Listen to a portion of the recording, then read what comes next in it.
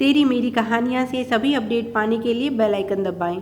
आज की कहानी है नौ लखा हार, जैसे को तैसा। जैसे दबे पांव बड़ी भाभी आई थी, ऐसे ही उल्टे पांव लौट गई। इन गहनों को कैसे अपने कब्जे में किया जाए, सारी रात यही सोचती रही। फिर उसे छोटी का भी डर था।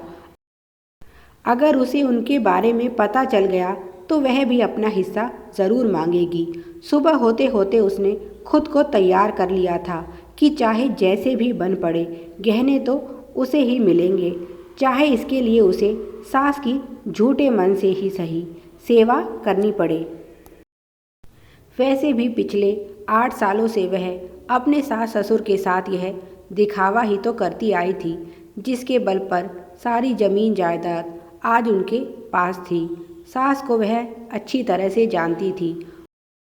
उससे 2 मीठे बोल बोलना ही काफ़ी था। अगर उसे गहने चाहिए तो इतना तो कष्ट उठाना ही पड़ेगा। सुबह होते ही वह बिस्तर से उठी और जल्दी से सास के कमरे में पहुंच गई, गर्मा गर्म चाय लेकर। मीना को तो पता ही था कि अब भाभी का खूब प्यार बरसने वाला है उसकी माँ पर। मीना ने हैरान होते हुए कहा, भाभी आज आप बहुत जल्दी उठ गई। बड़ी भाभी ने रोनी सी शक्ल बनाई और बोली, क्या कहूँ दीदी, रात को इतना भयानक सपना देखा कि फिर नींद ही नहीं आई। मीना बोली, ऐसा भी क्या सपना देख लिया आपने भाभी?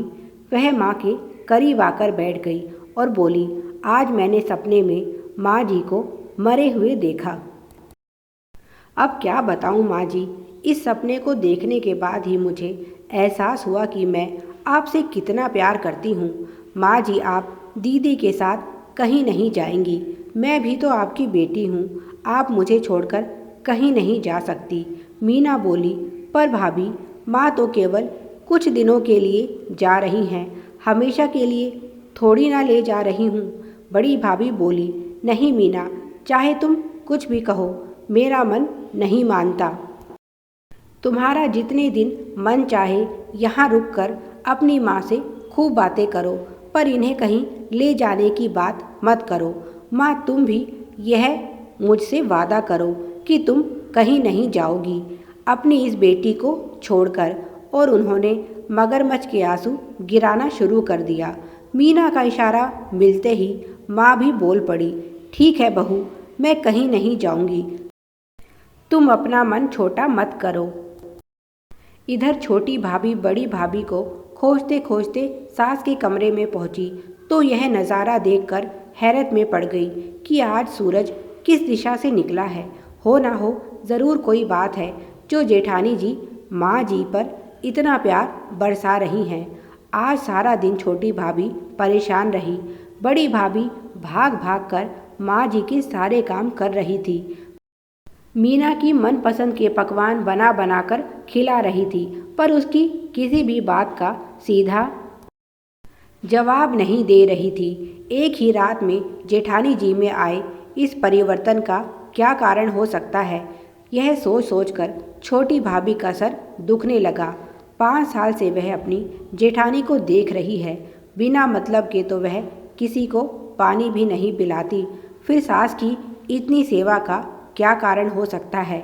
हालांकि उनके पूछने पर बड़ी भाभी ने इतना ही कहा कि मुझे मेरी गलती का एहसास हो गया है और मैंने फैसला किया है, अब मैं दिल लगाकर माँ जी की सेवा करूँगी और उन्हें शिकायत का कोई मौका नहीं दूंगी।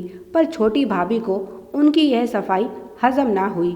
वह अच्छे से जानती हैं अपनी जेठानी को, वह इमरती की तरह सीधी हैं जिसका सिरा ढूंढ पाना बहुत मुश्किल है। पर बड़ी भाभी भी पूरी मंजी हुई खिलाड़ी थी। उन्होंने छोटी भाभी को कुछ पता नहीं चलने दिया और मीना के जाने का समय आ गया। उन्होंने चलती हुई मीना का बैग भी चेक कर लिया, कहीं ऐसा ना हो वह गहने दबाकर ले जाए और उनकी सारी मेहनत पर पानी फिर जाए। पर उसके बैग में कुछ नहीं निकला। जब सब मीना को छोड़ने बाहर निकले तो वह चुपके से संदूक के पास पहुंची, यह सोचकर कि अब तो उस पर ताला भी नहीं रहा। क्यों माँ जी की इतनी खातिरदारी करनी, आज मौका मिला है तो गहने निकाल ही लेती हूँ। पर यह क्या? संदूक पर वही ताला लगा हुआ देखकर उसका माथा ठनका। इसे तो उस रात इन माँ बेटी ने तोड़ दिया था। उसने हाथ से ताले को झटक कर देखा, शायद बंद ना हो, पर यह अच्छी तरह से बंद था। इतने में ही उसे माँ जी के कदमों की आहट सुनाई दी और वह संदूक के पास से हट गई और ऐसा जताने लगी जैसे कमरे में साफ सफाई करने आई हो। इसके बाद जब भी मीना की माँ से बात होती तो वह यही कहती, बेटी तेरे कारण अब मैं बहुत खुश हूँ। बड़ी बहू की देखा देखी छोटी बहू के भी व्यवहार में परिवर्तन आ रहा है। वह भी अब मेरे साथ अच्छा व्यवहार करने लगी है। गीता भी खुश होती और कहती, दीदी मानना पड़ेगा तुम्हारी बुद्धि को। तुमने ना जाने कौन सा जादू चलाया कि भाई भाभी सही रास्ते पर आ गए। उसकी बातें सुनकर मीना मुस्कुरा उठती और सोचती, यह मेरा नहीं, यह तो नौलखा हार का जादू है।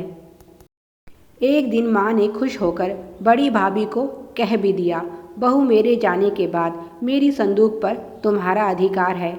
मैं तुम्हारी सेवा से बहुत खुश हूँ। अब छोटी भाभी को समझ आ गया कि यह सब संदूक के लिए हो रहा था और उन्होंने माँ से शिकायत भरे लहजे में कहा, माँ जी, बहू तो आपकी मैं भी हूँ, फिर अधिकार केवल बड़ी बहू को ही क्यों? क्या मैं आपकी मन लगाकर सेवा नहीं करती? यह सुनकर बड़ी भाभी को मिर्ची लगी। वे किसी भी हाल में उन गहनों को देवरानी से बांटना नहीं चाहती थी और गुस्से में बोली, हर जगह टांग घुसाने की तुम्हारी आदत जाएगी नहीं। अरे तुम कब से माँ जी की सेवा करने लगी? तुम तो सिर्फ सेवा का दिखावा कर रही हो। सेवा तो माँ जी की मैं कर रही हूँ, और वह भी तुम्हारे आने से बहुत पहले से। और घर की बड़ी बहू होने के नाते अगर मेरी कुछ जिम्मेदारियां हैं तो अधिकार भी हैं। छोटी बहू बोली, अरे वाह, बड़ी आई सेवा करने वाली। सब तुझे अच्छे से जानते हैं। इस सेवा के पीछे भी ज़रूर तेरा कोई मतलब छुपा है। और दोनों में तीखी बहस शुरू हो गई। माँ जी ने बीच बचाव करते हुए उन्हें शांत करवाया और बोली, तुम दोनों आपस में झगड़ा मत करो। छोटी बहू की बात बिल्कुल सही है, कुछ तो उसे भी ज़रूर मिलना चाहिए। यह सुनकर छोटी बहू खुश हो गई, पर बड़ी बहू का मुंह बन गया और वह सोचने लगी, चुड़ैल देवरानी ने यहाँ भी मेरे हक पर डाका मार दिया। पता नहीं अब माँ जी इसे क्या देंगी। माँ मुस्कुराई और बोली, ठीक है, ऐसा करती हूँ। संदूक में से जो भी निकलेगा, बड़ी बहू और मीना, उसमें से तुम्हें जो भी खुश होकर देना चाहे दे सकती हैं। अब तो बड़ी बहू को पूरा यकीन हो गया था कि सारे गहने उसी के हैं और वह माँ की और दिल लगाकर सेवा करती। ऐसे ही 4 वर्ष बीत गए और एक दिन हंसी खुशी माँ इस दुनिया से विदा हो गई। बड़ी भाभी को तो जैसे इसी दिन का इंतज़ार था। वह मीना से संदूक खोलने की जिद करने लगी, पर मीना बोली, जब तक माँ की 13वीं नहीं हो जाती तब तक संदूक नहीं खुलेगा। ऐसी उनकी आखिरी इच्छा थी। बड़ी मुश्किल से बड़ी भाभी ने यह समय व्यतीत किया और अगले दिन मीना और गीता ने पूरे परिवार के सामने वह संदूक खोला। बड़ी भाभी बहुत हैरान हुई जब उन्होंने देखा कि संदूक की चाबी कहीं और नहीं, उसकी सास के तकिए के अंदर थी, जिसे वह ढूंढ ढूंढ कर थक गई थी। खैर छोड़ो, संदूक खुला और उसमें से एक चिट्ठी निकली। साथ ही साथ कुछ पुराने कपड़ों के साथ वह गहनों की पोटली भी निकली। चिट्ठी में लिखा था, संदूक में एक पोटली में 9 लखा हार है, जो मेरी बड़ी बहू को दे देना। छोटी बहू को कड़ी और तगड़ी दे देना और चांदी के सिक्के मेरी दोनों बेटियों में बांट देना। जल्दी से बड़ी और छोटी भाभी ने अपने अपने हिस्से के गहने ले लिए, पर हाथ में लेते ही उन गहनों की असलियत खुल गई। दोनों बहू उन्हें उलट पलट कर देखने लगी। यह तो नकली थे। मीना ने आगे की चिट्ठी पढ़ी, जैसा बनावटी और दिखावटी प्यार मेरी बहुओं ने मुझे दिया, ऐसे ही सुंदर और बनावटी गहने मैं इन्हें देकर जा रही हूँ। छोटी बहू को तो ज़्यादा अफसोस नहीं हुआ, पर बड़ी बहू वहीं माथा पीट पीट कर रोने लगी और मीना को भला बुरा कहने लगी। मीना उस समय अपने साथ यह नकली गहने बनवा कर लाई थी और उस रात माँ ने संदूक का ताला चाबी से पहले ही खोल दिया था, पर मीना और माँ ने मिलकर जानबूझकर ऐसा नाटक किया जैसे वह ताला तोड़ रही हैं। मीना पहले ही देख आई थी कि बड़ी भाभी जाग रही हैं और समझ गई कि यही अवसर है अपनी योजना को मूर्त रूप देने का, और बड़ी भाभी को दूर से यह नकली गहने असली जैसे प्रतीत हुए और इस तरह से मीना की योजना काम कर गई। और रही बात असली गहनों की, वह तो मीना के पिताजी ने अपने जीवन काल में ही बेच दिए थे और उन्हीं से अपनी दोनों बहू और बेटियों के लिए शादी के गहने बनवाए थे, पर चांदी के सिक्के असली थे जिन्हें माँ अपनी बेटियों को देकर गई थी। इसी तरह की और भी मज़ेदार कहानियाँ पाने के लिए चैनल को सब्सक्राइब कीजिए।